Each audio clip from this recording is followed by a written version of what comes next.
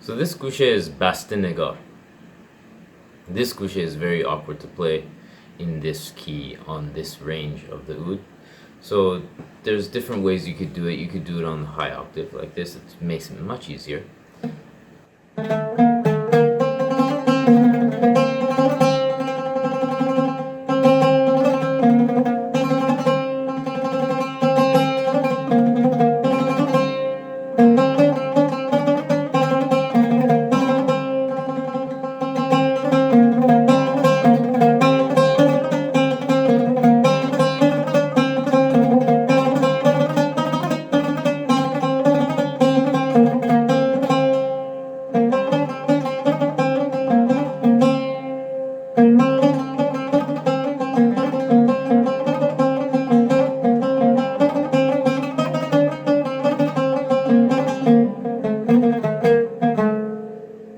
So that's another place that you can play it.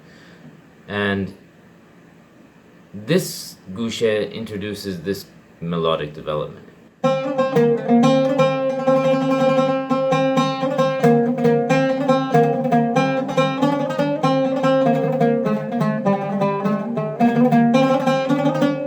So this is the pattern that it introduces, and this is again very poetic and very important for vocal music in Persian music. And so then it quickly returns to the root at the end.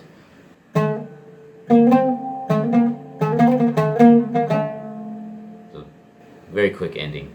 Doesn't go through a long return, a long developed return like other gushes do. This gushe can quickly join to other gushes, and so it can be really quickly alluded to in a performance, in a vocal performance.